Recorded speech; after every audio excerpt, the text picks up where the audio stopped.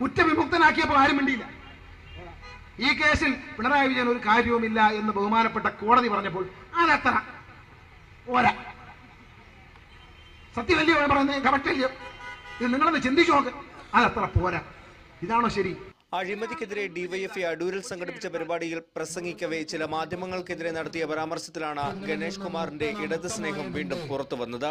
ഉമ്മൻചാണ്ടിയെയും സർക്കാരിനെയും കടന്നാക്രമിച്ച ഗണേഷ് കുമാർ ഇടതുപക്ഷത്തേക്ക് അടുക്കുന്നതിന്റെ സൂചനകളാണ് പ്രസംഗത്തിലുടനീളം പങ്കുവച്ചത്. ഈ പോരാട്ടത്തിൽ ഒരുമിച്ച് നീങ്ങാം. നിങ്ങളൊപ്പം ഞാനുമുണ്ട്. എന്നെ ക്ഷണിച്ചതിൽ എനിക്ക് നന്ദിയുണ്ട്. ഈ പോരാട്ടം ശക്തമായി ഏറ്റെടുക്കണം. ഞാൻ സഖാവ് VS-നെ കണ്ടിരുന്നു. അദ്ദേഹത്തോട് പറഞ്ഞു, ഈ അഴിമതിക്കെതിരെയുള്ള പോരാട്ടങ്ങൾ അദ്ദേഹം ഏറ്റെടുക്കണം.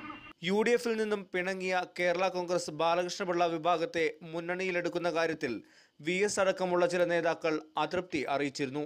ഇത് മറികടക്കാനുള്ള ശ്രമമായിട്ടാണ് ഗണേഷിന്റെ നിലപാടിനെ വിലയിരുത്തപ്പെടുന്നത്. മീഡിയ 1 പത്തനംതിട്ട.